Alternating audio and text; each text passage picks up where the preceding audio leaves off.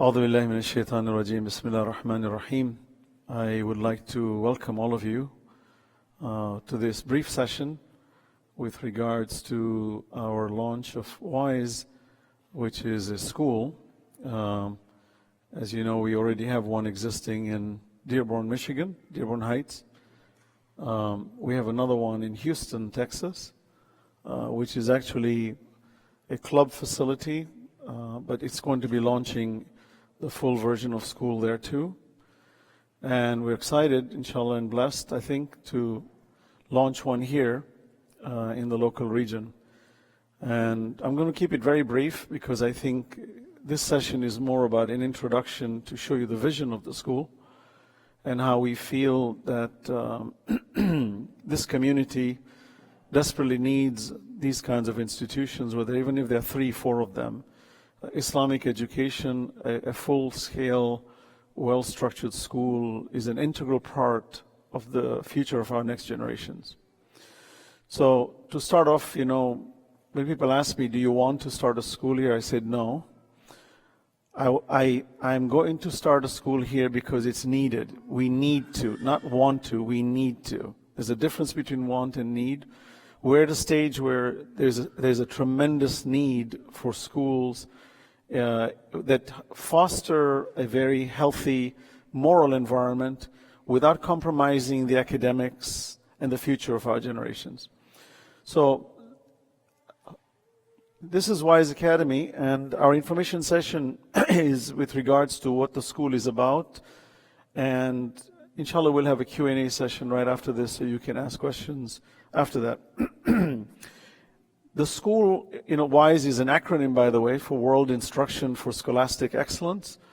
And the reason we put World Instruction, because we feel that that's the paradigm of the Islamic principles. You know, acquire knowledge, even if you have to go to China. The Prophet said, وَلَوْ كَانَ بِالسِّينَ. And world knowledge is extremely important for our next generations. So it's an acronym for World Instruction for Scholastic Excellence. But you know, WISE is hikmah in Arabic. And Allah says, يُؤْتِ الْحِكْمَةَ مَنْ يَشَاءُ وَمَنْ يُؤْتَ الْحِكْمَةَ فَقَدْ أُوتِيَ خَيْرًا كَثِيرًا. He gives wisdom to who He wills, and whoever He has given wisdom to, He has given much good. For that is the highest stage of existence, is to achieve wisdom. So hence we called it WISE, because it's a name that's very difficult to negate. And it's very proactive and very progressive in thought. And as you know, our motto is Rise to Excellence. You know, there's an ayah in the Quran that really inspires me when Allah says, Ya ayyuhal nas, Ya ayyuhal insan, innaka kadihun ila rabbika kadhan famulaqi. O mankind, struggle upon struggle till you meet your Lord. So we are always perpetually rising to excellence, and I think that's a very proactive move. So WISE as an academy is a preschool all the way to 12th grade. That's our model in Michigan, and that's our full-scale school. We have, all our teachers are highly qualified, certified, and regardless of what qualifications they have, even if they have masters and PhD, we have a track system within our school to constantly maintain a plethora of what we call PDs, professional development programs, to nurture our staff, to ensure that they are very good and honed in the skill of imparting knowledge and education in a classroom setting. It's extremely important. We have lots of new technologies coming out today, and a lot of times teachers don't know what to do with it. You know, there's information overload, differentiation in class, knowing how to differentiate a student's progress in class. These are all skills that I generally learned on the field. Even though you may be certified in a state like Florida, still training is a constant thing. So our teachers are highly certified and qualified. Our preschool to first grade, but particularly preschool to kindergarten, is Montessori inspired, because we feel that children at that age are much more holistic in thinking, much more emotional, and much more hands-on. And the Montessori model is quite successful for that reason, that children engage within their own circles and study at their own pace, but also they can engage in group settings. So there's sort of an introduction to what we call collaborative learning. Our Islamic studies is very unique. in that our model that we're following, we're designing our own full curriculum in Islamic studies. In all the years that I've been watching curricula out there, they're all good, but the instructions are rather difficult to impart. And structurally, I think many a times children who go to Islamic schools don't necessarily come out with a clear vision of what Islam is about. There are snippets and bits and information that we get, but we don't know how to put it all together holistically so that our vision is a holistic vision. So we've designed a very broad-scale framework, and I'll show it to you here when we start moving, that it's a spirit, mind, and body mechanism where we do profiles. Even our teachers are trained under this paradigm. So, I've had experts come to me and say, look, we follow you, we listen to your lectures, we understand your vision, we sort of gel with it, and we believe in it. But we're concerned that you as the founder, as the leader, as the one who's promoting this school, how much of this knowledge that you have and belief have you imparted that into your teachers? For they're really the ones representing you in a classroom setting. And if they do not articulate your message, then there's some way a fragmented network and it doesn't work properly. So this was many years ago, and I realized that's so true. So we are creating a very strong culture within our school, which requires a tremendous amount of time and training to ensure that our teachers resonate similar values as we believe holistically. And that in itself is an arduous task, I must tell you. But to create that culture, once a person believes in it, is profoundly powerful, for children now start to understand the holistic message of spirit, mind, and body.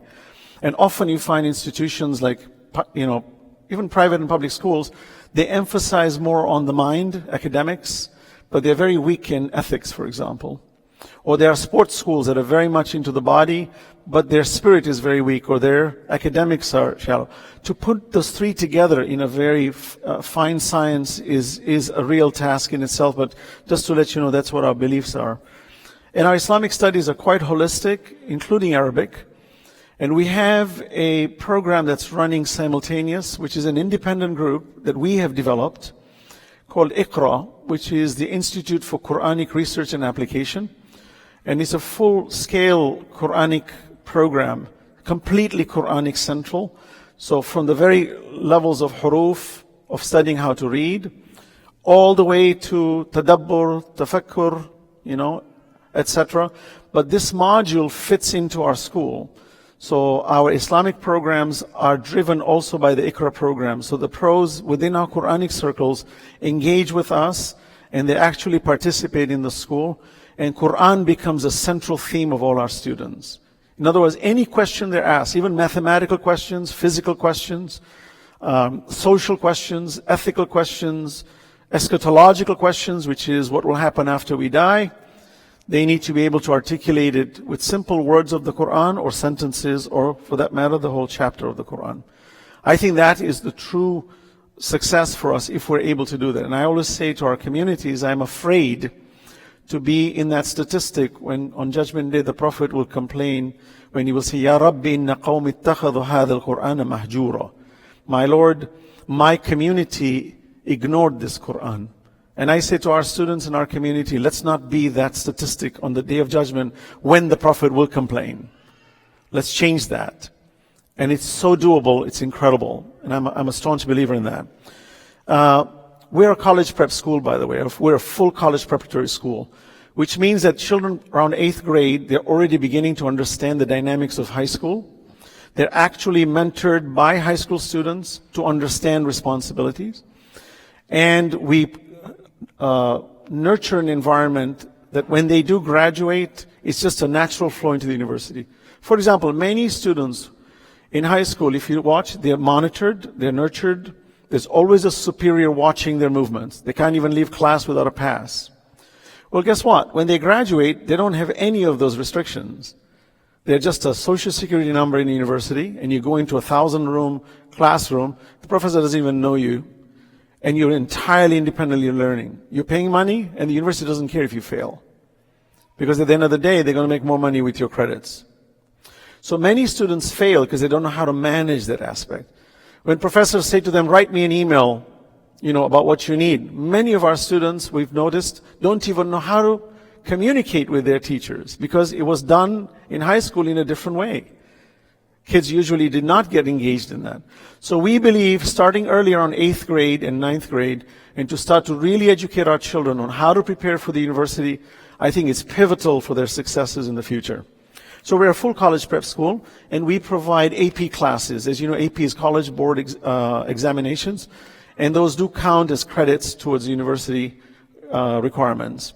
And so we encourage our kids to take AP, and even if those who don't take AP, we give them mock APs, meaning they're just going to prepare for an AP that will not count, but at least they're ready to receive it when they're in the university. We do individual mentoring, and we are a STEAM school. So STEAM school is basically, as you know, it's science, technology, engineering, arts, and math. There's a STEM school, there's STEAM school. So we aspire towards the STEAM model. I'm moving very fast. So this is our vision: to develop students for success with moral and academic excellence based on Islamic principles with emphasis on holistic learning. The key is holistic learning. Okay, we just had, I don't know if some of you are familiar with Advanced Ed. Advanced Ed, which is now changing its name to Cognia. Advanced Ed is an international group, just like IB. But we find Advanced Ed to be better for us than IB. They're identical. IB is like International Baccalaureate.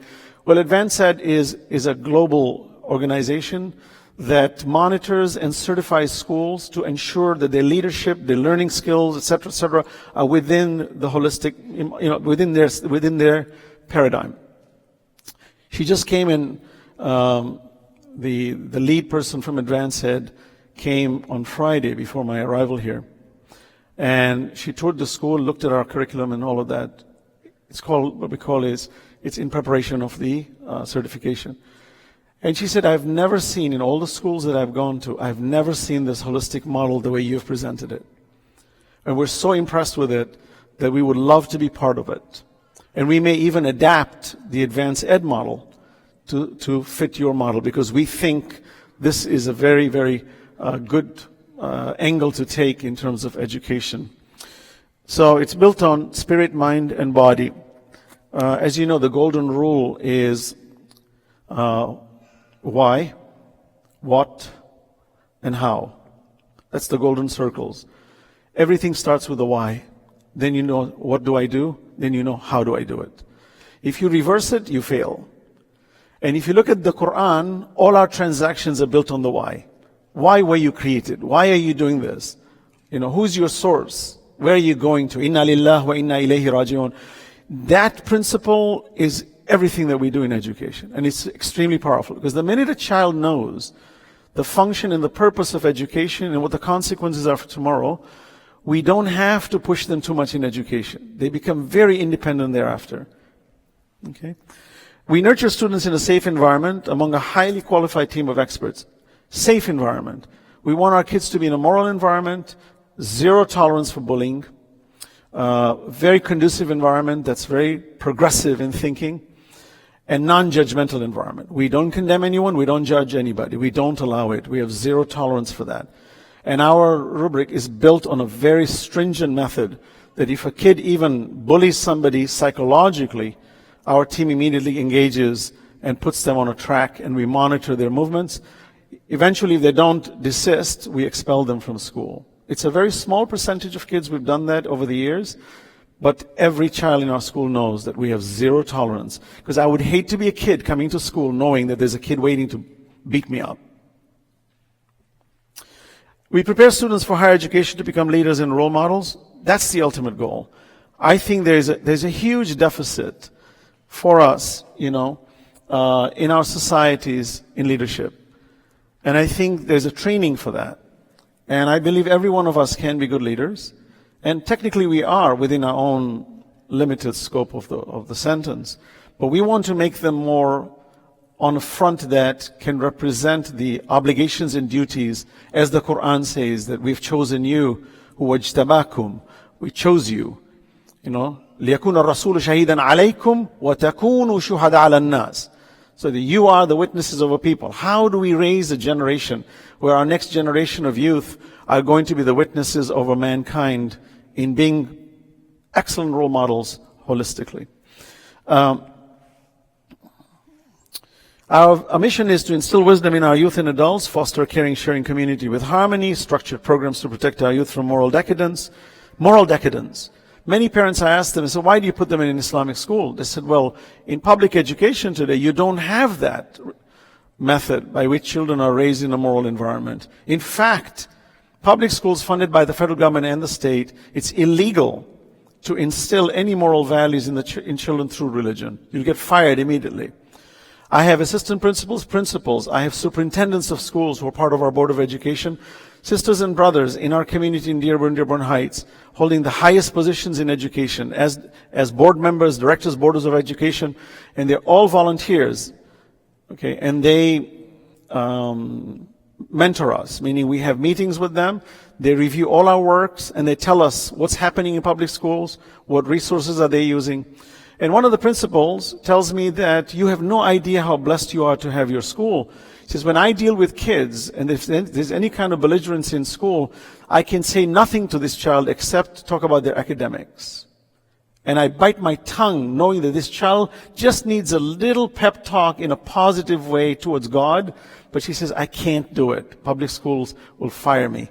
She says, you can do all of that. And that's priceless. Obviously, to promote competitive and creative environment, we host a facility designed by our facilities. Inshallah, we'll show you pictures. We believe in very high-tech institutions. I mean, our facility in Michigan is fully carpeted. This lady who came from Advanced Ed, she said, I have interviewed hundreds of schools, hundreds. She was a superintendent, she was a principal of a school. She said, I've never seen a school like this in my life. And she says, I'm going to talk about your school to everybody. Because the way you've shifted the approach to this school is profound. Because our entire school is carpeted with granite walls and very, very high-tech equipment. And she said, I know why you've done this. You're preparing them for college. You're letting them know. And I said, yeah, if I build a jungle gym, my kids are going to act like they're in the jungle. But if I take this child to a 5-star hotel, they're going to act 5-star-ish. So why don't we start them now and take that risk? WISE has 2 platforms. There's WISE Academy and WISE Learning. Actually, we have 3, but we didn't present it here. It's called WISE Tots, which is child care services. But it's not important for this presentation. Our main objective is WISE Academy and WISE Learning. WISE Learning is the ancillary program for the after-school model. And it has 2 projects. It does the after-school, right after school, and it also does Saturday programs Islamically. Okay, and because we have a 25-meter pool at WISE, we have a full-fledged 25-meter pool, so we also have swimming classes for our kids, and all our students are allowed to come in early at 7 o'clock in the morning to do their morning fitness and workouts before school starts, free of charge. So our 2 locations are in Dearborn and in Houston, and we launched 7 years ago. We've serviced over 1,500 kids, and we've invested over $15 million just in between those 2 schools. We're an accredited institution, so we're accredited, so we do all the Common Core curriculum. Our Common Core is completely within alignment with the state. And we've graduated over 50 students since 2015, and all of them have entered reputable higher education institutions with merit and scholarship. In fact, 60% of our students have received full ride scholarships. 4 years, full scholarships, Wayne State, Michigan State, University of Michigan, Ann Arbor, et cetera, and they've all entered it with good. And we're in process to be recognized as an advanced ed accredited school. We compete academically with the best schools in Michigan, so our ACT average score is about 27 right now. The national average is 21. Even the best schools in our neighborhood are 22, 23, and our goal is to reach 30 within the next year. And the good news is that this past year we had 2 students score almost a perfect score, 34 and 35 on their ACTs, and they've got full scholarships to go to Harvard, Yale, wherever they want to go. So I believe ACT is very important because it's College Board, and when our kids perform well, they get a lot of scholarship and recognition, and they can enter pretty much any school of their choice. And we have foreign students also, so we are licensed by the federal government to request visas for them, foreign students, and they do attend from Bahrain, from many parts of the world. We offer tutoring service for all subjects, specifically math and reading, and we have a professional staff qualified in tutoring. So this is the WISE learning model, which is the after school. We have sports activities, basketball, and by the way, we have a full professional gymnasium. It's 10,000 square feet with a theater in it, and it's got all the bells and whistles in it. So, and our kids do compete in varsity sports, in basketball, in basketball, soccer, volleyball, they do compete. We haven't started football yet because our field needs to be ready in the back. The good news is that they allow us to ride with public schools or private schools in our neighborhood, so our kids actually can go and play in those schools if they need to do that. We provide religious services, daily prayers, Quran classes, and we have also developed a very unique mobile application. There's nothing like it in the world. It's an enterprise-level application, hub-and-spoke system that ties the parents, the tutors, the teachers, and the students all in one spoke and hub, because we've noticed that the biggest problem with children's education is communication and managing their affairs in academics. So this application actually is a very powerful tool to increase the productivity. It hasn't been launched yet. We're beta testing it right now. Our facility in Dearborn is 120,000 square feet, 35 classrooms, science labs, gymnasium, swimming pool, cafe, robotics and computer lab. By the way, we have a robotics lab also with the robotic arms and so on, and computer labs. And as you know, Ford, General Motors and so on, they actually send their engineers as a volunteer service. They come and teach our kids. And being in the backyard of these auto industries, it's very good for them to learn even AI and computer science. So it's sort of opening channels with them. We have an auditorium, a full theater, a very large theater, a library, and many more facilities in the facility. We even have a full production lab for producing movies, and we also have a live radio station. So we feel radio stations are very important with podcasts because parents can log in and listen to what's happening with the pulse of the school. And we allow parents to come in and talk about their experiences in the school and what are the pros and cons in education. So it keeps that medium of communication all the time alive, so you're not dependent only on emails or messages. This is a quick map. I'm moving too fast, I think. Yeah, so this is the map. It's quite extensive. We have a swimming pool, we have a prayer hall, we have an atrium, we've got quite a few facilities. That's our building in Michigan. It's a brand new building we just finished. And this is the interior atrium. So when kids come in, you know, this is where the multi-purpose hall, it's quite large. It can hold about 1,000 people in here. That's our gymnasium, and we have that entire back wall over the theater there is an LED screen. It's the largest in Michigan. It's 45 feet by 20 foot high. We love it because when kids are doing plays, we no longer need props. Just with an iPad, we're changing backgrounds. And we've done a lot of plays, even on Karbala, even the Shahada of Imam Hussein. You know, we get 1,000 people sitting there watching all these plays. And we've noticed kids who are very, very non-social, for example, very shy, become extremely good in acting, and it becomes a great means for them to sort of break out of their little cocoon. These are some of the examples of our kids in school. Okay, we've got hundreds of these Chromebooks, by the way. So our entire school is very high-tech, 20 gig network. We have a 20 gig internal network on fiber. So we have a very advanced network, and our WAN is actually multi-gig. But we have 2 gigs actually on our WAN system, so it's a lot of throughput. You know, that's a lot, and that's synchronous, by the way. So if you understand what synchronous is versus asynchronous, it means upload and download is the same speed. That means it's a private network. And the reason we believe in that is so when we're communicating, when our kids are learning, the learning environment is not limited to technology. This is doing prayers. These are our kids. And this year, by the way, we launched our own custom-made uniforms. We had it designed because there's a uniform company called School Bells that makes uniforms for private schools. Well, we were very dissatisfied with their material, the quality, and it wasn't conducive to our sisters, you know, particularly, and to our brothers the way we want them. So we designed new uniforms for them, and our sisters now do wear a manto, a really nice manto. And it's very elegant. It's like a uniform, almost like flight attendant, but in a very modest way. And kids love to wear it because it also sets that culture in the mind, that I'm going to a prestigious school. This is how it should be. This is our swimming pool, by this, a 25-meter pool. Just finished. We just finished building this. And we also have a franchise called British Swim School that rents our facility, and they run swimming training. And they get about 600 kids a week coming in here. So our kids also jump in there and get trained in swimming also. This is our graduation. So last year we had 14 brothers and sisters graduate. We've had over 50 kids graduate since 2015. And this is our prayer hall, and we have all kinds of discussions in the prayer hall and dialogues, and we have visiting scholars who come and speak. Our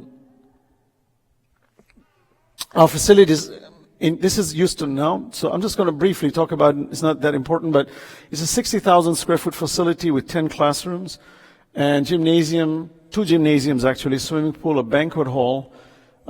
We have a cafe and an auditorium, boardroom, and all of that. And Houston has been operating for the last 4 years now. And it's doing very well, alhamdulillah, and the numbers are growing. And now we're launching a limited school in that region. And the reason we held back in launching schools was because we wanted to really solidify what we have in Michigan as our system that can be replicated in multiple locations. This is the Houston location, by the way. That's the gymnasium, that's the boardroom, that's the entrance when you come into the institution.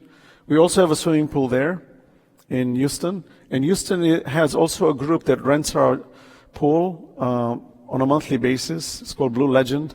And they run similar swimming classes like British Swim School. And our kids join in and become part of that program. So the good thing is we don't have to train lifeguards. We don't have to train. It's already done professionally, and we just feed it right into it. Because why reinvent the wheel when it's already there? This is the pre-K model. So we have an early child care service. We also have professionally managed licensed director. The sister who's running our program actually was running the Montessori schools in Abu Dhabi. She's a member of our community from the Khoja community. And they were so inspired with WISE that while they were in Abu Dhabi, the husband got an opportunity to relocate to Michigan just to be at WISE, because he works for GE. So they relocated just to be a part of WISE. And the good news is we've got about 7 families already who have moved all the way from Africa too, from Tanzania, to come to Michigan just to be part of the WISE school. So the Maujis who were living here actually before temporarily, their whole family has migrated now into Michigan just to be part of the school. So we believe when we do something like that here, and it's really got traction, and it's got great services, and it's got a reputation, then this also community becomes a magnet for the world to look into and to come into these kinds of locations. We are adopting many well-known methods, including Montessori, and our facility is state-of-the-art. So I don't need to, by the way, every classroom has our 4K units, Promethean Boards. These are 4K Promethean boards. These are not the cheap ones that you just expose on the screen, but these are full with vellum screens and state-of-the-art connections, done through wireless. So our active Inspire systems, also students when they leave, they can actually connect from home. Some of you are probably familiar with that, where they can actually do all their lesson plans right online. This is our holistic model, mind, body, spirit. This is our paradigm. And it's quite extensive. When kids come into our school, they have to be interviewed first. So in elementary, for example, we interview the parents as well as the children, but mostly the parents.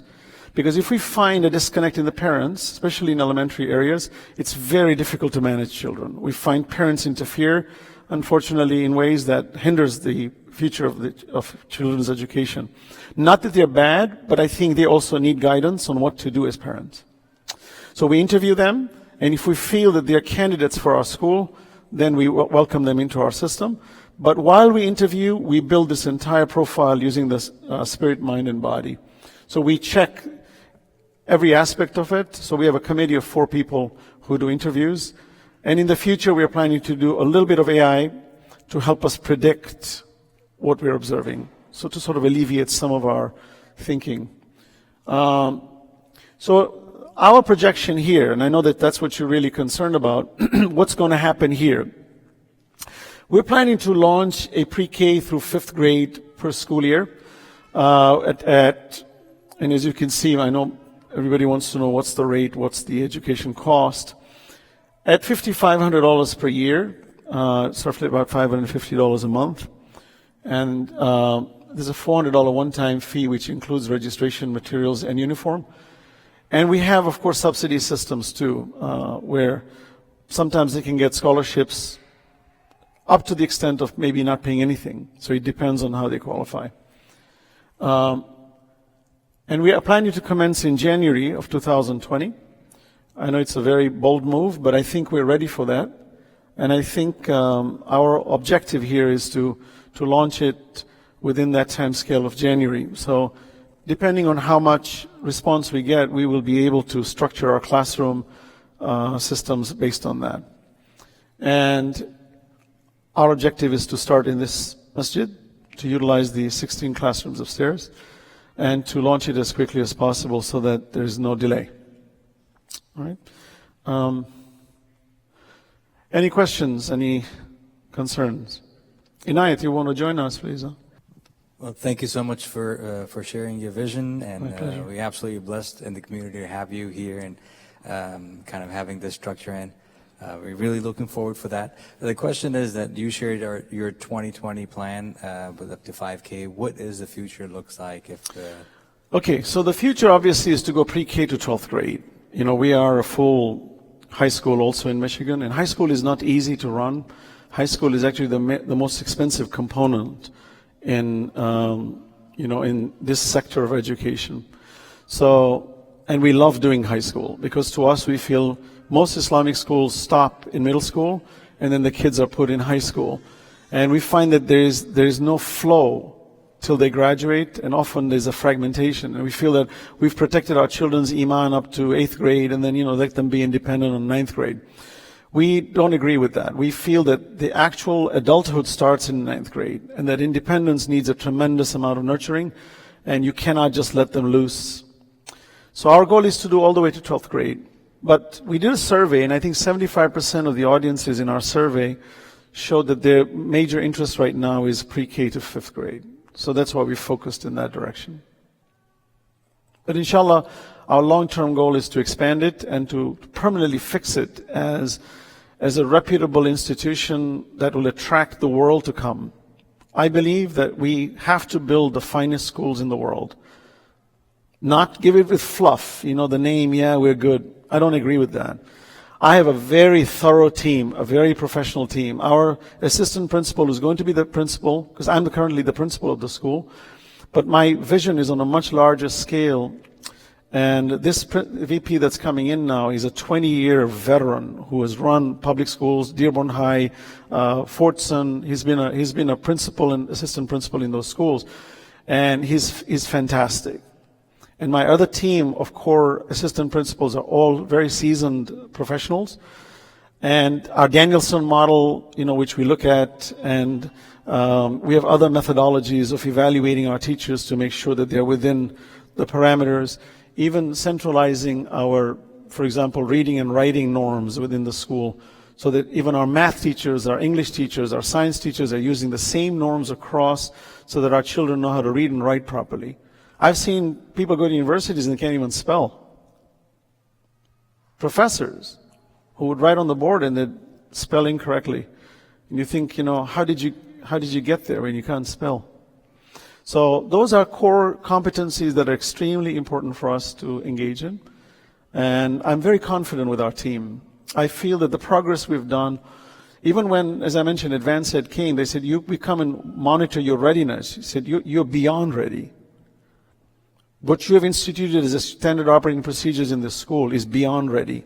What you've done, we're very impressed. We usually come and tell you what you need to do, but we don't need to tell you anything. You guys are way advanced. So that put a smile on my face. I said, Alhamdulillah, we're doing something right. If this professional group can come in and watch us and certify us, which I think is very important, certification from third-party groups, is an indicator that we're doing something right. And as parents, you need to have that level of certainty and confidence that I'm sending my child to a reputable school, not with fluff and name. It's substantive, real, and it's producing results. Even from a behavioral standpoint, we've had kids come from other regions who are so disconnected in society. People thought these kids are losers. They've come to our school. Some of those kids went back to their town. They couldn't believe that this is the same child. They said, wow, this is not the same child that left this town. Right? And the reason is because we work individually per child. And I have a policy. There's no kid that's stupid to me. I've never met a dumb kid in my life. Maybe our system is dumb, and that's why they look dumb. But no child is dumb, with all due respect. And we've got to nurture and cater to each individual's growth. And it's not necessarily ability to read and write. Maybe we're approaching them wrong, or maybe our communication is wrong, or maybe our behavior is wrong. So we're constantly monitoring that to see how do we bring fruitful results, not only for the students, but for our teaching staff. How adaptive are my teachers? Do they whisper? Do they scream? We do random walk-ins. Our entire team will walk into a classroom and we're watching what's happening. We've got cameras in every classroom, by the way. I can listen in any classroom right now. Just by logging in, I can watch an entire classroom session. And my teachers know that they're being watched, right? For safety reasons, for growth reasons. And we found to be very, very positive in that. And if there's a problem, somebody says this kid hit me, the teacher did something bad, we review the cameras, and it's very, very productive. Any other questions? A couple of questions here, real quick. Okay. The first one is, are you launching K-5 depending on demand, or that's set regardless of how many people sign up? No, it's right now our intended goal is K-5 because statistics shows that there is the demand there already. Okay. Second question is the start date, is that just because of timing, or is that your actual academic calendar starts January? Well, we want to start on the second semester because I think it's too late to start now for the first semester. Right. But pre-K to 5, we can afford to do that in the middle. Right. There are kids who are being homeschooled, for example. Right. They would be great candidates to jump right in. Right. And then is this typical school hours? Yes, typical school hours, 8:30 to 3:30. Okay. And sorry, last question. Are all the teachers Muslims? Not necessarily, although they tend to be, but not necessarily, because to us, we have non-Muslim teachers who are extremely qualified as teachers. And I believe we also need to nurture them, that while they help us out in academia, we also nurture them. So I give you an example. There was a boy who was working for us at camp. He was 16 years of age. His name is Justin. He's a Caucasian white guy. He was 16. He started working on our campgrounds, because we own a 106-acre camp, by the way. Some of you know that. So he would take care of maintenance and so on. So I asked him, what are you doing? He says, I'm going into education. So I'm learning to become a teacher. So he spent many years with us at the camp during the summertime. And I would sit with him, nurture him. I'd give him books like Howard Zinn, History of the United States and its People, because he became a social studies teacher. He graduated. He was looking for a job. He was having a hard time getting a job at that time. So I said, Justin, why don't you come and work for us? He said, I'd love to. So he became our social studies teacher, a non-Muslim. Subhanallah, this guy would start with Bismillah ar-Rahman ar-Rahim, Salamu Alaikum, MashaAllah, Subhanallah, Wallah. Right? So he was like, you would not believe that this guy is not a Muslim. And he was our main presenter. He was one of our finest teachers. Finest, top quality teacher, right? He was so good, eventually he got wooed in Texas, with a very good position that he couldn't reject, couldn't refuse. Otherwise we would have loved to have him continue with us. So I believe, Muslim or non-Muslim, to us, as long as they follow the moral principles of Islam with respect, and we respect them, I think it's a great nurturing environment to give our children that opportunity to be taught by various kinds of instructors, as long as they're professional. Yes, brother. Thank you, brother. Brother Raza, I think you had a question too, but let him ask and then you can ask. Sure. He asked about the teachers. My question is about the students. So your target students, are they just of the Shia faith? No, we're open to all. Is it open to everybody? We're open to everybody. Sunni, Christian, Jew, I don't care. I believe I can run an Islamic school with due respect, and my entire student population can be atheists. Because people think Islamic education is conducive only to Muslim kids. No, it's not. Islam is a universal system for all. And we don't need Muslim kids, of course. The probability of our school having Muslim, Shia, Ja'fari students is going to be high. It's typical. If you studied a Sunni school, the majority of your kids will generally be from that school of thought. But to us, it doesn't matter. We have Christian kids who come to our school, by the way. And within a year, they did the Shahada and they joined us. We never proselytize. We never tell them you should become Muslim. They just say, look, we want to become Muslim. So if there is that attitude to work with you, and to me, I love that. I love diversity. To me, that's what our kids need, diversity. Right? So we're not limited to that. Brother Raza. Yes, so we have a full spectrum Arabic class. All the way to Arab. We teach our kids even high level Arabic because our community is very Arabic in nature, as you know. We have 300,000 Muslims in a 5-mile radius. Where our school is located, we're in the most densely populated Muslim community in the world in a non-Muslim country. So we're highly densely populated, and Dearborn is one of those iconic locations. So we're in the heart of the community. And our location, by the way, is in a very prime location. We're not in a cheap neighborhood. We're in a very prime location, and we're surrounded by houses, 80% our community.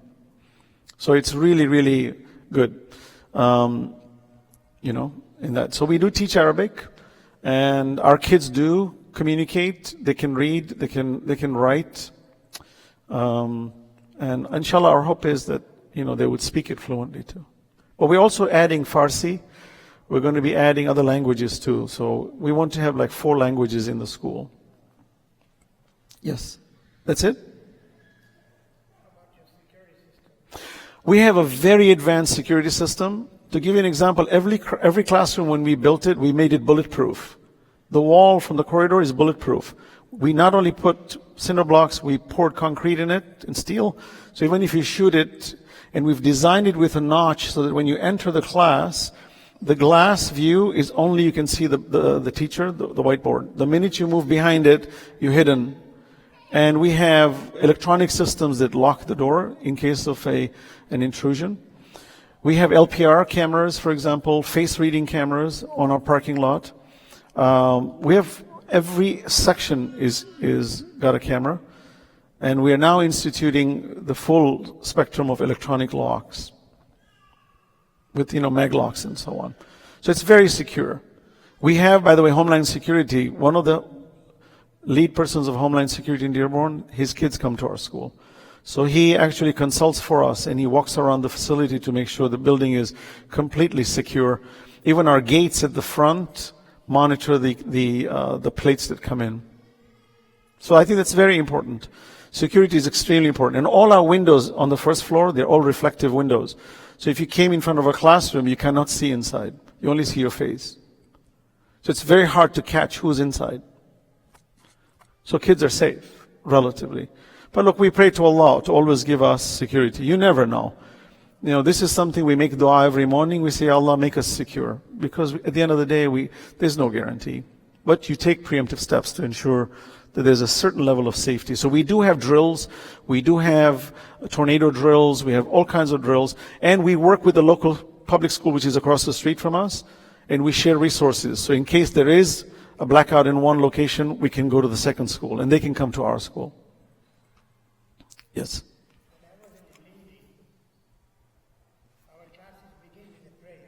Yes. Mm-hmm.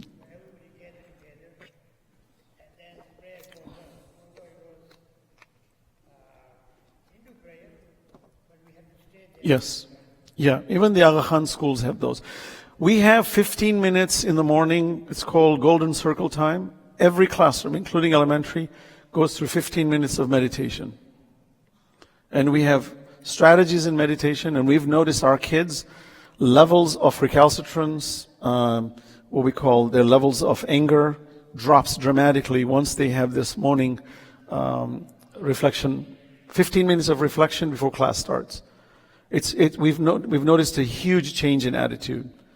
And then during Salah, we tell them, this is the glorified meditation. What you did in the morning for 15 minutes was your start. This is the glorified one. This is the real meditation. The ruku, sujood is the real meditation. Understand this. And we tell them the meanings behind prayers. And every kid needs to memorize certain surahs. The Ayatul Kursi for sure. And they are given about 25 surahs. Every kid in the school has to know them. Verbatim. With meaning. That's a requirement as part of our school system. Yes, Brother Hasnain.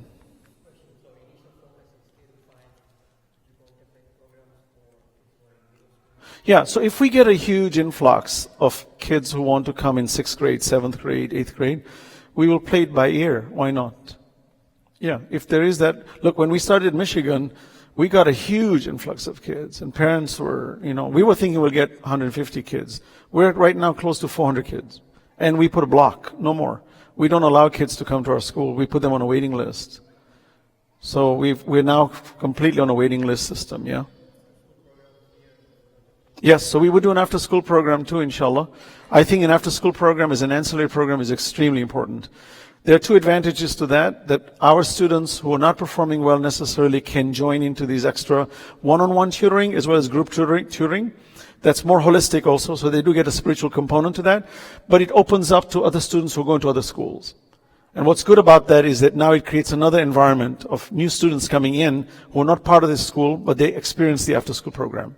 In fact, WISE launched as an after-school program originally. And then we noticed that, and I think I mentioned in my last meeting, we originally launched it as an after-school program, and we thought we'll get, we needed 180 kids because we took a 12,000 square foot facility, we made it into classrooms, gymnasium, library, cafe. We said, okay, in 6 months, if we get 180 kids, we're doing well. By the second week, we had reached 180 kids, and we had 200 kids on a waiting list. By the month. Within the month, we reached 200 kids on the waiting list to show you the demand. So it was very good. But our after school starts at 3:30 because we figured that's the most vulnerable period when children come out of school and their parents are at work. If we take that time and help them with their homework and give them a safe environment among a healthy community, parents will love this. So when they go home, kids have already done their work. But then it came to our mind that this real estate which we have is not being utilized, just like here, for example, you see. This is the natural logic. I was talking to Brother Ghulam and said, this is the natural logic. It's not being utilized. Well, guess what? Allah on Judgment Day will question us. You have an institution, a facility where much money was spent. Why not utilize it to maximize its functions? For that was why these places were built for. Any place. When it's built, it better be utilized, just like in your business. If you've got retail space and you don't pack it with your products, you're wasting every inch of real estate. So we said, well, the building is open from morning till 3:30. Why not do something about it? So we said, okay, how about we entice the parents who are doing homeschooling to come into our facility and we facilitate teachers for them, right? And they take responsibility of their children, but we provide all the services and they pay us a nominal fee. We were full. Every classroom was full. We even jumped to 8th grade, 9th grade, 10th grade. Parents are bringing their kids, like, please put my kid in here. So we grew to a full school within a matter of 1 year. But the building wasn't designed for us to be running an accredited school because it wasn't designed for that from the fire marshal department. You see? It's legal if the parents are signing off on it. But the minute you go into an academy setting, now there are questions. So then we realized, okay, this is the time to become an academy now. No more, this, that. That's when we moved, we bought this other property, and we constructed the full building, and we're a full-fledged academy now. So there's this evolution. And I'm hoping such evolutions will take place here. Yes, sister? We have about 15 kids per class. So it's 1 to 15. It can even go down to 1 to 10. But our largest population is about 20 kids in a class, largest. Yes, it depends on the classroom setting. Some classes we do have teaching assistants, and some we don't, depending on the gravity. So preschool areas, there are 4 teachers in every classroom, 4.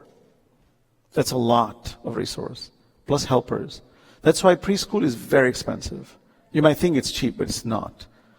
Because the resource you need to maintain every child in preschool with that level of attention is not cheap. So we love the small classroom ratio, by the way. Yes, sister. Alaikum salam.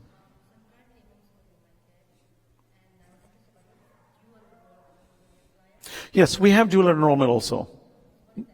Okay, dual enrollment means that when they're reaching 10th and 11th grade, they can actually go into a setting for example, Henry Ford has a school where you can do, college prep classes, dual enrollment.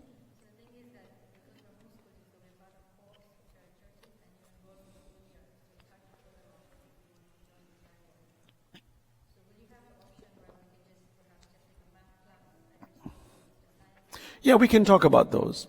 Where if you wanted to take some specific subjects just to sort of benefit from our program, yeah, why not? I don't see a problem with that. Yes, sister.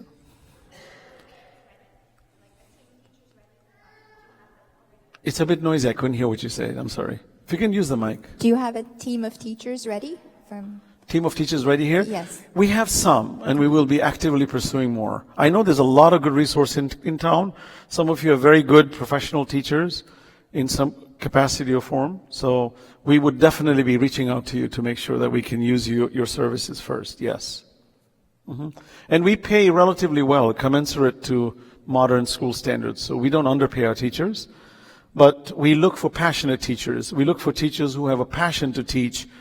Though we can compensate them for whatever the amount is, we believe that they must be in there for education, not to make a quick buck.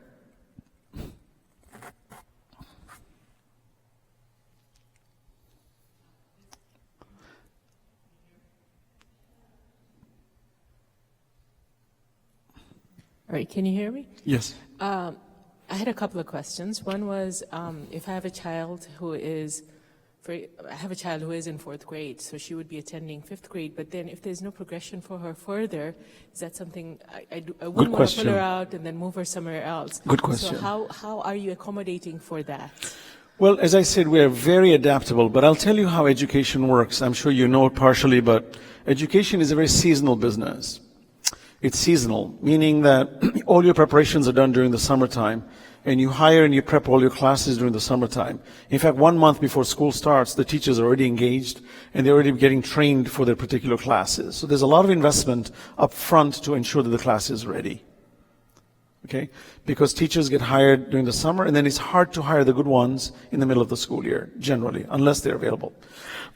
So for us to prepare a class, there has to be a market ready, meaning we have to have a certain number of students to be able to sign a contract and come to an agreement to say, okay, we're going to pay you this salary, and you're going to teach a class, but if I don't have the minimum number of students, it becomes very expensive for us to run it. So you have a very good question, that your concern may be that if your child is in fourth grade, they go to fifth grade, will you be stopping fifth grade? Quite honestly, my dream is that we would go straight to eighth grade, ninth grade within a very short period of time. That's my dream, and I think it'll happen. But I cannot promise you to say that it will happen. So yes, you may have that potential to leave the fifth grade and go to another school. But if you look at it holistically, if your child experiences 1 year of such a school, it could also have an impactful future. So it's up to you, though. Okay. All right, so, and then I understand you mentioned the fact that this might evolve into a bigger and larger, hopefully, so then you might outgrow the current facilities, even though right now the plan is for the current facilities, but Yes. you might outgrow it. You would move to a different facility, is that my understanding? Well, we don't know, but the plan is to expand in this facility, and there's a lot of potential in this area to expand.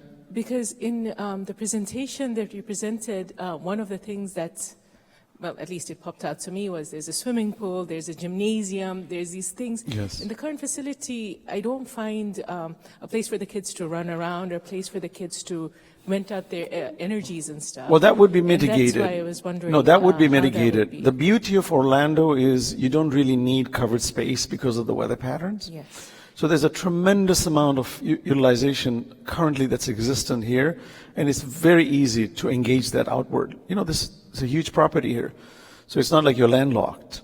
So there's a tremendous amount of potential there.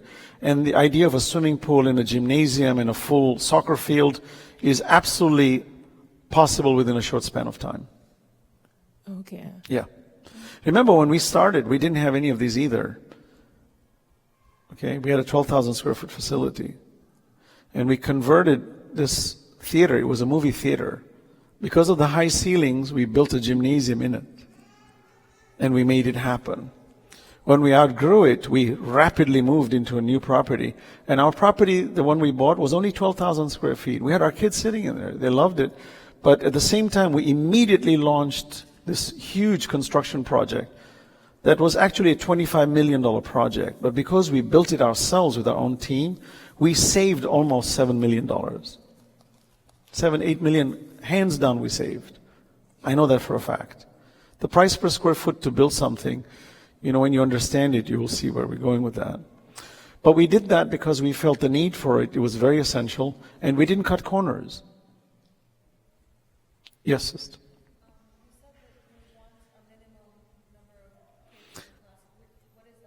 Well, if you look at a classroom setting, when you're charging, by the way, these fees that we're talking about is a very nominal subsidized fee to really run schools. National average to run a very good school is $12,000 per year.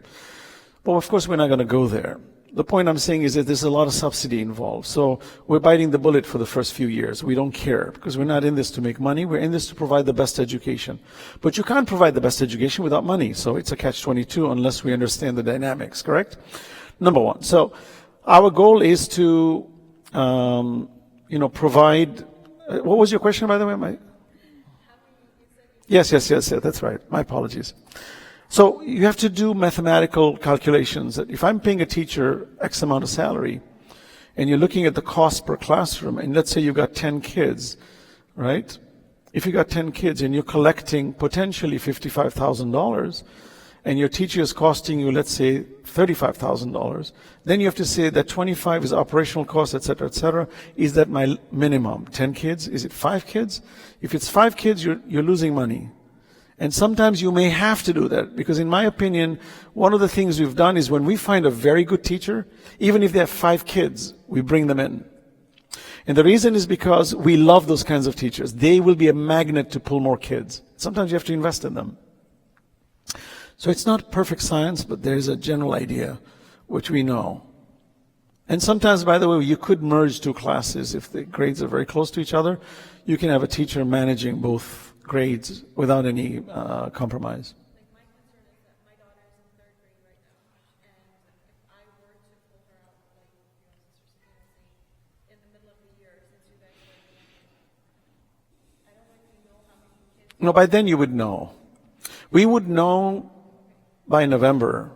Yeah, we would have a very clear number by November. And would that change your decision of whether or not we have pre-K to 5th? No. We've made the decision pre-K to 5th. Yeah, we have to. There's a bare minimum you have to invest in. Give it. Doesn't matter. No, we know from our research and demographics, it's a no-brainer. Yeah. Inshallah, there will be a waiting list, and inshallah, a lot of good things will happen in that. And there are other schools that may open up in the region. As some of you may have heard that ARC wants to do something also. Excellent. I believe variety is great for education. And when schools like these open up, hey, the more the merrier. Let's create a fully educational environment where kids come from around the world knowing they have options to go to different places. I think that's awesome. I don't see any competition in that. I see it as a very progressive thing. I just want to ask one thing. Is it county certified, or how does that go? What is that? Is it county certified? Like Yes, state it too. will be? Yes, absolutely. Okay. And Now, it will- remember, certification imply in a private school, the state has minimal interference because we're a private school. We're not state because the state doesn't pay us. But there is a method that we're looking at, signed in the state of Florida, where people who earn under a certain income do get a voucher system, where they can actually use the money from the state to apply for the Islamic schools. So if that really kicks into gear, and it is already in gear, then that's a great help for a lot of families who may have difficulty funding that. And it will be the same timings as normal school hours? Yeah, completely normal. And our curriculum is completely state-based, national-based. Our kids can travel anywhere in the world and apply to any university. Yes, brother, I'm sorry. Go ahead. Why don't you just talk loud? Okay, if you can stand up then.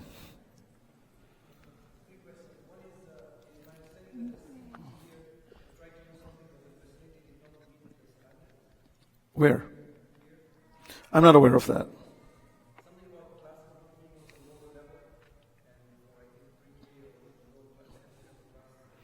Yeah, whatever we do, it will be completely within jurisdiction.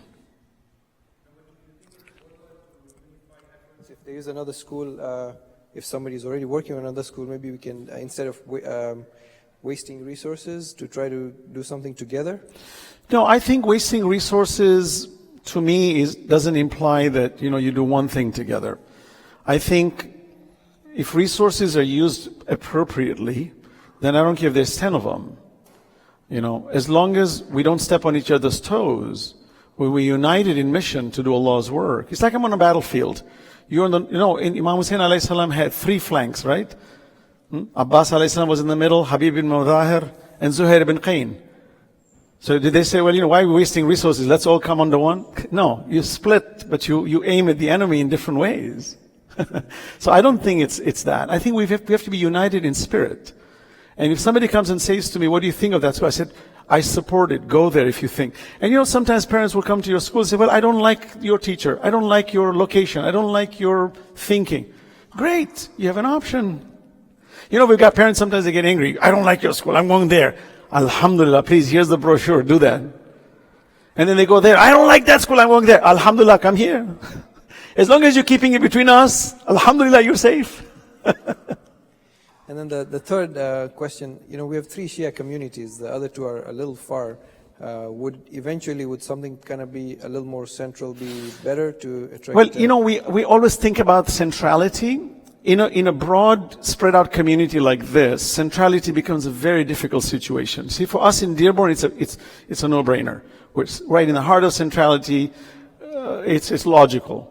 If I was to do something in California, in Toronto, for example, right? People are spread around all over the place. Like if you go to JCC in Toronto right now, people come from distant places, all the way from the south to the north, right?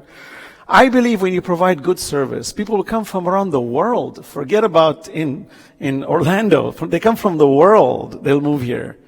And maybe then they'll migrate. If they see a great school and they find the distance to be conducive or difficult for them, then maybe they'll move closer. Yeah. I believe when you provide, there are people who used to hate Steve Jobs, but they used to wait in line to get his iPhone. And they would pay over $1,000 for it. Why? Well, they didn't like him. They'd say, but the product is great. I think if we provide top quality education and services, who's going to say what? What are we supposed to do? Beat drums? I don't care. We have an obligation on Judgment Day. Allah will ask us, ثُمَّ لَتُسْأَلُنَّ يَوْمَئِذٍ عَنِ النَّعِيمِ. What did you do with my ni'mah? All these magnificent places built in a magnet community like here, where I believe so many people around the world would prefer to move in this region. And the growth of this community is phenomenal. And I'm not exaggerating, nor am I pandering to any of you. In my personal opinion, and I'm a globetrotter, I travel the world, 5 continents. And I'm telling you, I see it, I can sense it, I smell it. This community is ripe for growth, massive. Let's not get caught in petty things. I chuckle when I hear this stuff that's floating around my ears. It's like, what? Are you kidding me? Come with me in the university and see kids are getting on their knees, begging you to teach them a little bit. And here we are, pointing fingers at each other. No, forget this. Allah said, لا يحزنك قولهم. إن العزة لله جميعا. Don't let what people say bother you. Do my work. يا يحيى خذ الكتاب بقوة. Yahya, they will talk. Don't you see opportunity? I'll give you one example. You've heard of Beta, right? Beta? Bata shoes. Or the largest shoe company in the world. You know how they became so successful? Their father sent them to India. 2 brothers. When they both came back, one brother said, terrible opportunity. Not worth making shoes for India. Why? Nobody wears shoes. The other brother said, phenomenal opportunity. Everybody needs shoes. So listen, you want to see the cup is half empty or half full? The choice is yours. Right? It's opportunities. Forget about everything else, brother. Our children need safe environments. Our children need to be nurtured in positive ways. Allah on Judgment Day will ask us, I gave you everything. You know, brother, I'm telling you, you came from Africa, I came from... You know, when I arrived in New York, what's the probability of me getting on a plane from Zanzibar to Dar to here, in New York, to be raised in Sim City, New York, right? And for my parents to come and to establish, and our community got established after the 70s, and for me to be educated, to go to higher education, right? To have a business, and everything I did, mashallah, there was no failures, relatively speaking. I said, how is this happening? Why did I get this opportunity? There are millions of kids who would love to come. Why am I here? Allah says, I chose you. And you step backward one day, I'll punish you. That's why I'm so driven. I'm afraid on Judgment Day, Allah will ask me, what did you do for me? You talked. That's all you did? Talk. لِمَا تَقُولُونَ مَا لَا تَفْعَلُونَ. Why do you say that which you don't do? كَبُّرَتْ مَقْتًا عِنْدَ اللَّهِ أَن تَقُولُونَ مَا لَا تَفْعَلُونَ.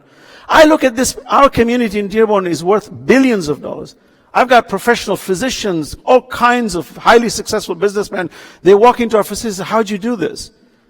I said, it was very easy. Just had to take the step.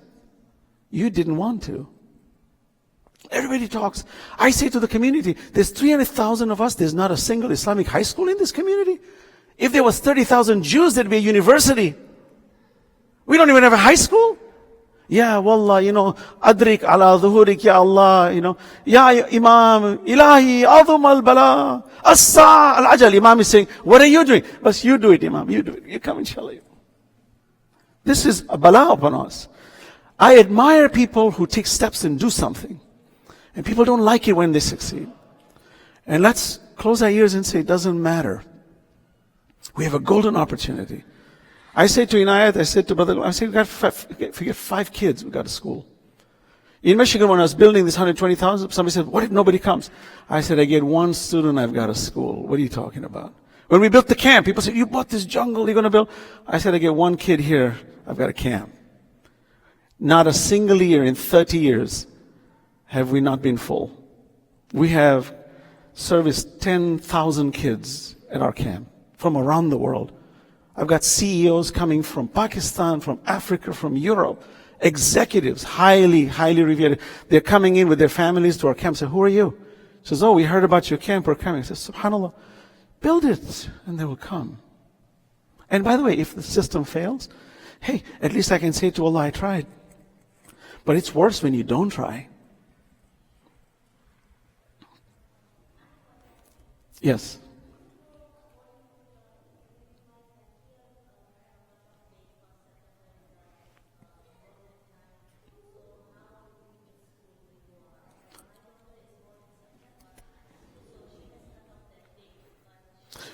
Right. In public schools, they're very strict with dates. Public schools. Private schools, we actually analyze the child, and if we feel they're capable of handling a higher grade, then we allow them to get in there. Yeah, but you have to indemnify us by signing off on the responsibilities to ensure that should your child not perform very well. See, we have 2 NWA tests. NWA is a test for analysis within our school. It's a very intelligent system. When our kids are taking NWA exams, it's adaptive. It studies the child's behavior, and it tells me where their weak points are and where their strengths are. So we as educators are able to see exactly where the child's performance is lacking and what's needed. So then we have immediate interventions. So when they take the first exam in September, they usually don't score very well. When they take it in January, they score much higher. And then when they do it in May, you can see a dramatic increase in progress. So we have a very clear gauge of where our education system is going. So we do the same thing for those who are necessarily being jumped. We don't like moving kids more than 1 year ahead. We don't like kids graduating 2-3 years ahead, because socially they're not fully nurtured. So academically they may be very advanced, but socially they may be weak. So it's not a good thing to do. All right? Yes, sister. Correct. There's quite a bit of, we do their academic understanding, their acumen in terms of comprehension, social abilities, and we find that if they have a lot of baggage with them, are they, for example, IEP kids, do they need special attention, for example? Do they have such special requirements? Sometimes our resources cannot give that. So we do analysis on that. Now, elementary, we usually analyze the parents, because we feel that if we can engage the parents in our educational system, their kids will do fantastic. No, they go through a very limited assessment. It's more middle school, high school, but more parents at that age. Brother Snaith, sorry, we have limited time with the kids. They're running out of Yes. steam. So yeah. how many questions are there left? Just to kind of get a gauge of how many questions. Just raise your hand if you have a question. 1? Yes, sister. 2, 3. Okay, let's take 3 more questions, and then we'll talk next steps, and Inshallah. we can wrap it up.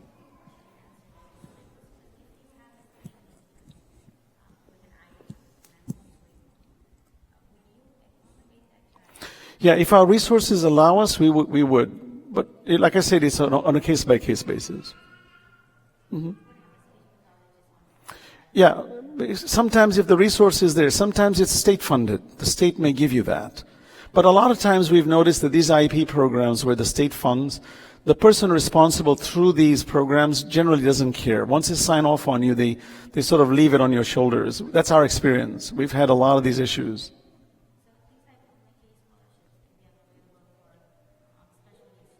Yes. Yeah, absolutely.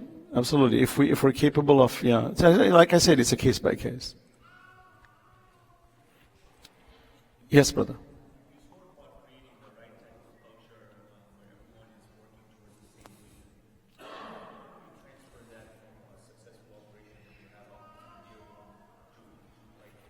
Same thing, because the universal principle of education is applicable universally, globally. So we would transfer the similar programs here, and our paradigm that we train on is similar. It's universal. It's not regional, it's not geographic. If we do find that we're going to open something in a very complicated community that has a very diverse, different culture from ours, then we would have to readapt it. But principles are the same. Remember, we have very Quran-based principles. My entire driving force in education is completely from the Quran. Everything I do, when my team gets with me and they ask me, brother, why are you thinking this way? I quote a verse. I say, what do you think of this? This is what Quran is saying. And they say, oh yeah, there it is. You're right. It's talking to us. I say, let's follow this protocol. Inna hadha al-Qur'ana yahdi lillati hiya aqwam. Quran guides you to that which is most upright. But many times we don't know how to extract that. We feel maybe it's interpretational. It's so blatantly clear, it would be absurd for us to ignore it. So we follow that principle. And I believe Quran is universal. If you and I were raised on another planet, the Quran would be universal for us. So we follow those principles. Now, regionally, for example, because of weather patterns here, maybe because of certain demographic issues that are slightly different, maybe the way that the dress codes or whatever, because of the region, then you would adapt to that. You know what I'm saying? Yes, sister.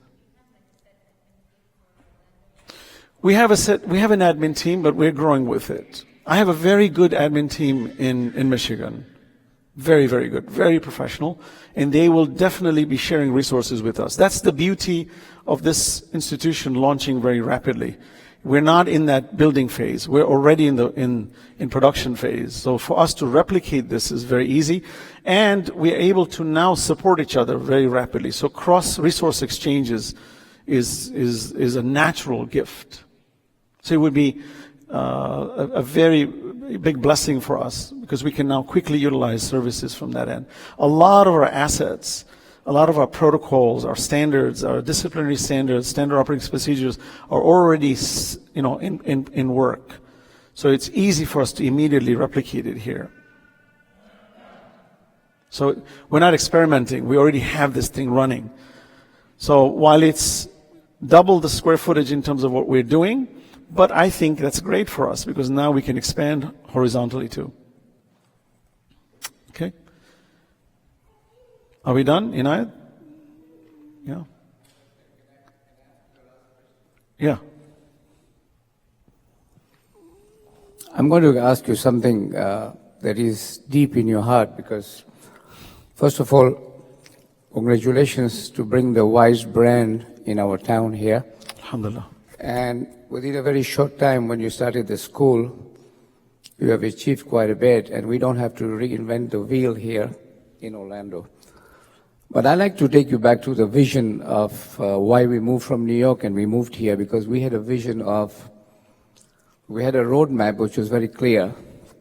The environment in Central Florida is very conducive to Muslim growth if you compare to where we come from, New York. Right. And when we moved here, we had a roadmap, we had a vision to have a multi-purpose center. And that center included the iconic center that the donor next to me is sitting right here. He spent very passionately built this beautiful, iconic center.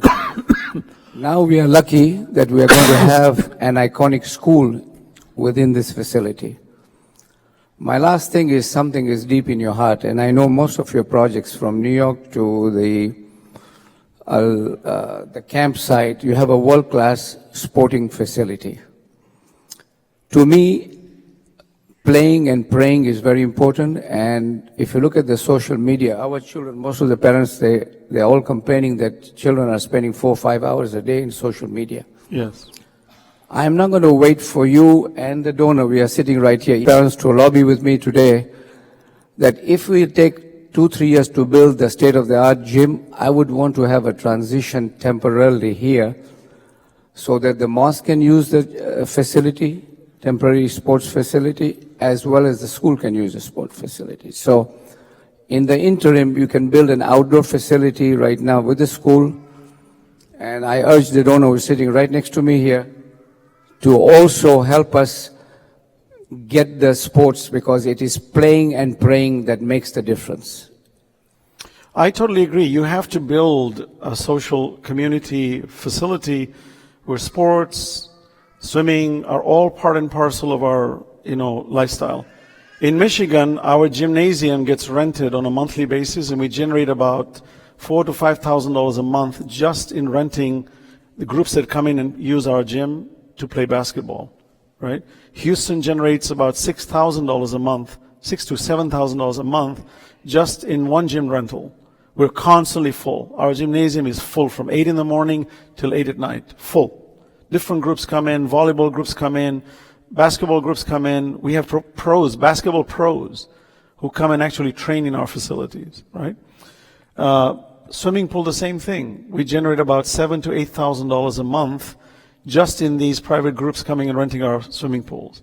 So if you do the math just between these two, you're generating a good $15,000, $16,000 a month for a few hours of rental. Plus we're using it for our school, we're using it for many other features. So the sustainable model is very, very strong if it's built, yes. And I believe that it's, besides the money aspects of it, you create a nurturing environment for our kids to come and hang out and socialize. Hey, let's go swimming. We're going to hang out there. We're going to go to the cafe. When you build a sports facility, there's an excuse to get around. I ask many kids when I meet them, because I work out at Lifetime Fitness in Michigan, and I see some of our youth from the Lebanese community. And you see them that they don't interact with our communities. And I ask them, I said, what do you do on weekends? They say, we go to clubs, nightclubs, and so on. I said, why do you do that? She says, there's nothing else to do. Our communities don't offer us anything. We come here and work out, but there's no social activity. So on Judgment Day, Allah will ask us, what did you do to provide a safe haven for this next generation so they don't get into drugs and into illicit misbehavior? And when this kid was telling me this, it's telling me, wow, you see, Hassan, this is what you need to do. Here's a 17-year-old telling you, you're not doing anything for me. What am I going to do? You want me to hang out in my garage? I'm going to go out clubbing with my friends because I'm bored. But when you create programs rich with activities and competitions, and this is one thing, by the way, I love these emoji games and the union sport. People think it's a joke. It's very important. Even this, I was telling Brother Ghulam yesterday, I travel the world. One of my biggest problems I have in Islamic centers around the world is no place to sit, no couches. In Australia, in Africa, everywhere you go, there's no place to sit. Like this was the sunnah of the Prophet, my God. His masjid had people sitting outside, constantly having conversations. I said, I like this couch outside. It's beautiful. People come outside and they sit. Whatever they talk about, Allahu Alam, but the point is that, but inshallah it's good. By the way, even if people say, oh, this is baraza, they're talking. I said, doesn't matter, at least they're talking. Can you imagine if they didn't talk? Shaitan would come between them. At least they're talking, that's good. It's healthy. I remember Marhum Shkeni, when he gave me the tour of this building, may Allah rest his soul, when this place was under construction, and we went outside, and he said, there's going to be a baraza. I said, good. Do it. Do 3 of them, 4 of them, however many you can. Nurture this within our communities. Let people sit, let them talk. Research shows depression is removed when people sit and talk to each other. When you congregate and you eat and you drink together, it's a sunnah of Rasulullah. But then we can change the culture of what they're talking about. But at least they're doing it. I was in Australia, a kid came and said, I have a question to ask you. I said, well, there's a majlis going on in the mosque, so I can't talk to you here. And it's not proper to be talking in the masjid. It's rude. I said, let's go outside. So we went outside, we went down the stairs, there was no chair. There was one plastic chair where the shoes are taken. So I said, okay, it's uncomfortable standing talking to you. I want to sit down and talk to you. So I said, let's go outside. We went by the parking lot, fumes of cars everywhere. I said, okay, I can't talk to you. Let's go on the street. So now we're standing on the street talking. I said, why did I have to come to the street to talk to this kid? Why could I just not go into a room and have a couch and sit with this kid and maybe enlighten each other? No, we don't have a system. When programs are done, yalla, go. We're locking the building. Many times I go lecture, kids want to talk, families want to talk. We go to cafes to sit down and talk till 11 at night. Why can't we do that here? Why can't we have a cafe here? Why can't we make it a culture here? Why do we have to go someplace else? Why can't we have it in the community? Who said it's haram for us? Oh, we don't have that vision. At Wise, our cafe is open. We have a cafe called Kulu Cafe. It's open till 11 at night. Ice cream, coffee, whatever you want. Food, sandwiches. We serve it. We have teenagers, 20-year-olds, 30-year-olds who are graduates of university. At 10 o'clock at night, they come to us and say, can we have a dialogue? I say, sure. We sit on the couch and we talk for 2 hours. And they will tell you 6 months down the line that 2 hours we spent changed our lives. I think that's what we need to do. So it's good that we have conducive environment, and we need to nurture them more and build it. And it doesn't cost much to buy a couch. At Wise, we have 180 couches. The same couches Stanford University uses. Because when I was at Stanford to lecture recently, I said, oh my God, that's the same couch we have. I said, great, Stanford is thinking like us, or maybe we're thinking like Stanford, who knows? Okay? May Allah bless you all for joining us, inshallah. I think... Yeah, do we have any more questions? I don't want to rush, but anyone else before we wrap up? So, do you want to talk about kind of the timeline, the next steps? Why don't you? As what we discussed and where we want to go? As I said, our projected date is January. By November, which is in a month and a little over a month from now, we should have a pretty good gauge. So we're going to send you a survey, and please try to be as clear as you possibly can to let us know, so that we can prepare ourselves in the relative path to be able to receive your needs. So the way we're going to communicate is via email. If you haven't signed up, there was sign-up sheets going around. Please put your name, your email address. Yeah, very important. Please sign up. Send you more information. Keep us in the loop. It's and we'll keep you in the loop too. Very, very important. Communication is very important. And I'm very, very optimistic. I'll be honest with you. I've had 7 opportunities across the United States, just to let you know, 7. Between California, Dallas, many places, and in New York too. People have put millions in front of me, 5 million, 2 million, 10 million, starter-wise. I said, no, not interested. Why not? Wrong environment, doesn't work. This is the only environment to me that will work for now. So I'm very committed here. I believe there's a great opportunity here, and we must not miss it, and we must take it as quickly as we can. We've been spending 4 years, by the way. This conversation you're seeing now is not new. We've been researching WISE for the last 4 years. This is not something we woke up one morning and decided to do. We've carefully monitored, and in 4 years we've come to this state now. So it's time now for us to strike. Otherwise, we will lose the momentum. Thank you. Inshallah, in 2 weeks, look out for an email with some information on registration, pre-registration, more information. We're going to start looking at staffing opportunities. Additionally, some work here in the facility. Brother Ghulam has given us full support in making sure that this building and this masjid and the area around it will support the needs of the school according to the vision that Brother Hassanain has outlined. And we'll have a website for the local region, and on it, all that information will be there, even for employment, even for registration, and all the pertinent data about our growth in the school. You will see that, wiseacademy.org is our main landing page, and then from there, it will flow from there into here. Okay? So inshallah by mid-November? By mid-November, we're going to feverishly move to get this place ready, including any kind of legal issues that we need to manage. We don't do anything, by the way, under the table. Everything to us, even in Michigan, is fully certified by the state, by the township, by the county, everything. Health department watches us. We're completely transparent. We do not cut corners when it comes to safety of our children. All right? May Allah bless you, inshallah. I really appreciate your time, and I look forward to a very, very progressive and bright future ahead, especially for your children, for it's a great honor for us, and I appreciate your indulgence. Thank you. بسم الله الرحمن الرحيم اللهم إنا نرغب إليك في دولة كريمة تعز بها الإسلام وأهله وتذل بها النفاق وأهله وتجعلنا فيها من الدعاة إلى طاعتك والقادة إلى سبيلك وترزقنا بها كرامة الدنيا والآخرة. ربنا اغفر لنا ولإخواننا الذين سبقونا بالإيمان ولا تجعل في قلوبنا غلا للذين آمنوا ربنا إنك رؤوف رحيم.